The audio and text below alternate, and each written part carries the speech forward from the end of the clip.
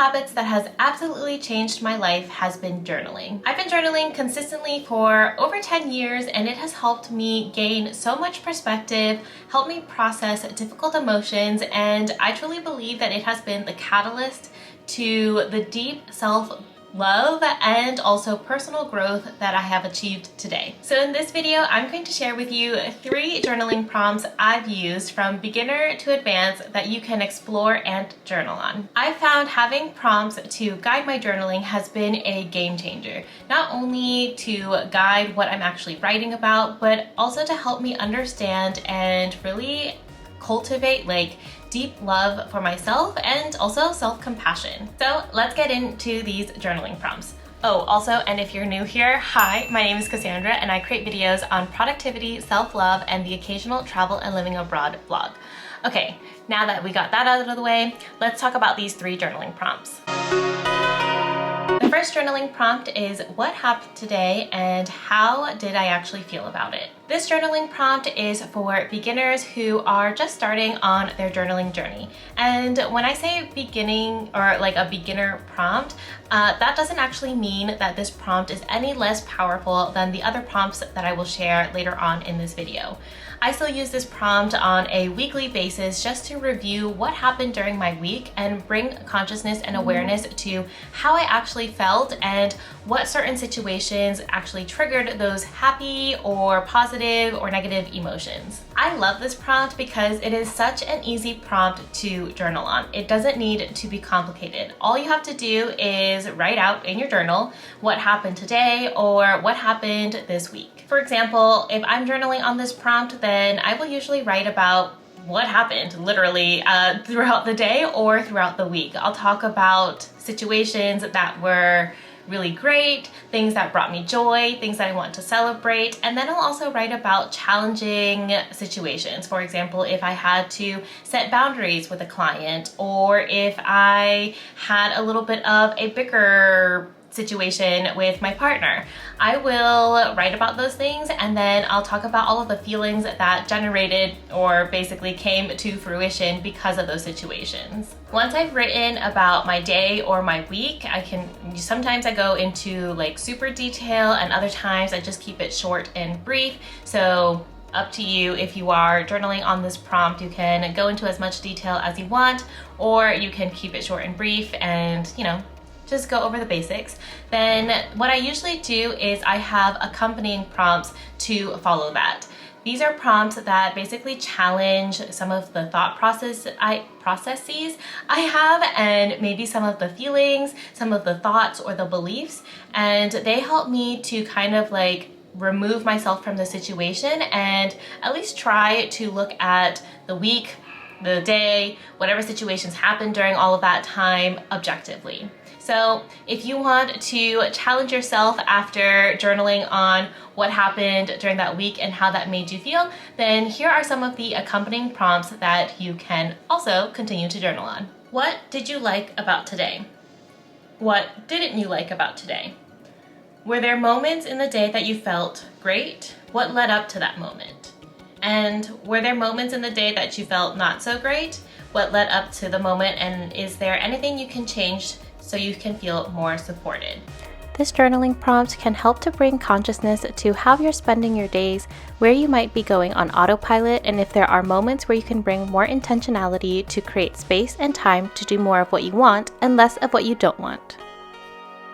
Really, the point of this prompt for me is to reflect on what actually happened during the week. So I'm not in go, go, go mode all the time, which to be honest, I used to be. It was just going after the same, going and going and going and going and never pausing to reflect. So this prompt is to help me give some space and time to reflect and also reassess what happened yesterday or what happened this past week. Before I get into prompts 2 and 3, I wanted to just jump in here and share that if you are afraid to journal because you are worried or fear what can come up in your journal, especially because I feel like a journal can be like a mirror to reflect back all of these things and well, bring consciousness to things that you potentially want to change, I totally understand that. It is a little scary. Personally, I feel like it's very hard to lie in your journal because I feel like you are lying to yourself. And when we get into exploring things like what we want, what we don't want, how we feel, how we don't want to feel, and all of that stuff, it can bring up lots of feelings of, oh, maybe I want to change things, and that in turn then brings up lots of feelings of fear because change can be scary. I feel like when we're journaling, if you are getting feelings of fear coming up, it could be fear of the unknown, fear of change, fear of admitting something to yourself, fear of really anything. And if you felt those feelings before, whether journaling or just kind of like thinking about things, then you are not alone. Even though I've been journaling consistently for over 10 years, I still get feelings of fear.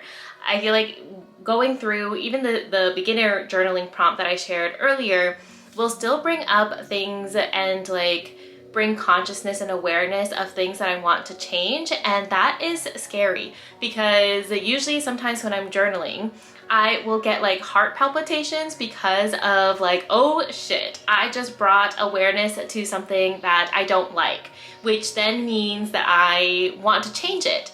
And then the heart palpitations turn into my chest tightening, turns into actually me sweating, it turns into a whole bunch of other things. So if you are getting those feelings when you are journaling, then I want to say that's completely normal because that's just like our body's reaction to fear and to the possibility of change. And what I want to challenge you all to do is to just use the journal, use that space as just exploration. It does not mean that anything needs to change like tomorrow or today or in 10-15 minutes. It's just a space to explore. So if you're feeling fear creep up your throat and you are getting like heart palpitations and your chest is tightening and you're just like, oh my gosh, I am scared of what I could write on this paper, then you are not alone. It happens to me too. I just feel like my journal is the space to explore all of that, take as much time as I need to explore all of that, and then not feel any pressure or urgency to take action on it. Because I could need to journal on whatever I just wrote for maybe 6 months or 1 year before I actually take action.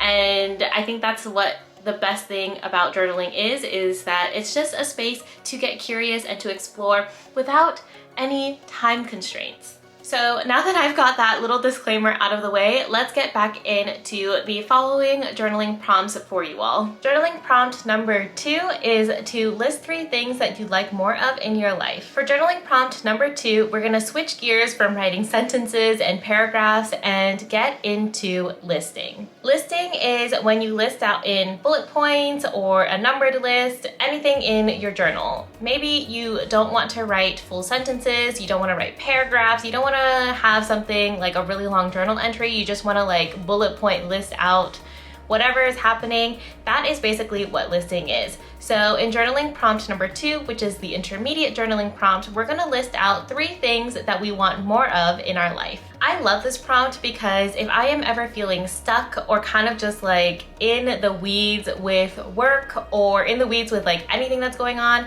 I like to explore this prompt because then it starts getting my imagination really like playing and visioning what I want my life to look like. You can explore this prompt generally about like your overall life, or if there's a specific area in your life that you'd like to work on, then you can list out 3 things that you want for that part of your life in your journal. For example, you could be listing out 3 things that you like more of in work, 3 things that you'd like more of in your romantic relationships, family, exercise routine, spiritual routine, friendships, etc. The list and like areas of your life that you can explore with this prompt are truly endless. I've used this prompt to explore what I want my local community to look like, how I want to spend my time, also even like what I want my exercise routine to be. Really, like, you can use this list for any aspect of your life. To make this journaling prompt even more powerful, once you've listed out the 3 things you'd like more of in your life, I challenge you to explore these follow-up questions.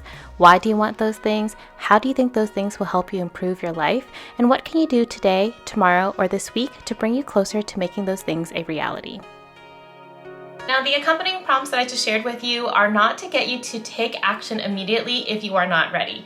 Really, they're there so that you can imagine some experiments or some ideas of things that you can bring into your life, or maybe how you could show up in your life so that you can really just live the life that you want and be the person that you want to be. No pressure at all to take action on that list if you don't want to. This prompt is to serve you in letting your imagination play and to bring more awareness into what you do want in your life. Journal prompt number 3. Why are you so scared of yourself? This last journaling prompt, I definitely consider a more advanced journaling prompt, mainly because I feel like it requires you to get really honest with yourself and dig pretty deep into your thoughts and your beliefs. Of course, without judgment. I return to this journaling prompt every time I feel stuck in life. And when I mean I feel stuck in life, I just feel like I am coasting by. I'm a little bit on autopilot, or a lot of bit on autopilot. And I just feel really stagnant with what I'm doing, what my goals are, and just like how I want to show up literally in the world. And this journaling prompt helps me to really explore why I cannot actually take change to make something happen. Basically, I have like this deep inner itch that I want to do something different.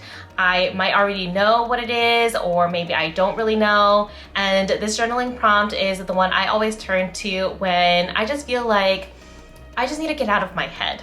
If you are going to journal on this prompt, then I definitely recommend taking this prompt slowly and giving yourself lots of ample time and space to explore and get curious and just write without no time constraints and really no judgment. And then also to give yourself a little bit of buffer time to process everything that comes up. Usually after exploring this prompt, I like to give myself at least 30 minutes to an hour, to be honest, to kind of like process everything that came up, to move through any like residual feelings or like, you know, uncomfortable feelings, and then to like shake off the energy. And something that I also like to do, especially because I feel like this prompt is so powerful, is to treat myself. Do something that will nurture me. Have a little bit of self-care after the prompt so that, you know, I just reward myself for really exploring something and being so honest with myself without judgment and with lots of self-compassion. Thanks to this prompt, I've been able to like process all of those not very nice things that have come up in my journal instead of, you know, shitting it all over other people or projecting it onto other people. And it's also really helped me to step into the person that I want to be and embody that person, to really imagine myself as that person and show up as that person in the real world, not just like my journal papers.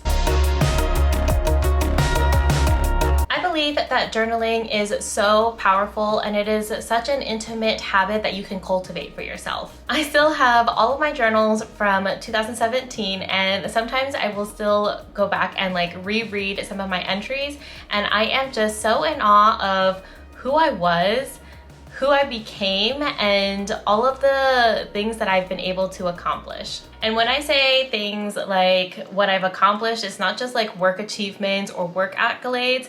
It is really about like the person that I have come to be, the person that I have learned to love and accept. Journaling for me is intentional time and space to connect on a deeper level with yourself, with no judgment, no pressure, and no constraints. It's helped me to cultivate so much deep self-love, and also allowed me to process just like the immense growth I've had and will continue to have as a human being. I mean, thanks to journaling, I have been able to reflect on just like where I have been. I've been able to notice behaviors that didn't serve me and then slowly start to make change. It's also helped me to imagine like this grand life that I want for myself and then slowly start to build it. I hope these 3 journaling prompts help you to explore different areas of your life where you might be able to create some more space and time to cultivate deeper self-love and growth. If you do explore these prompts, let me know in the comments how it was and what came up for you if you feel comfortable. I mean, that's kind of personal, so if you don't, then I understand. And don't forget to give this video a thumbs up and to subscribe for more productivity, self-love, and the occasional travel and living abroad vlogs. All right, y'all, I will see you in the next one. Ciao!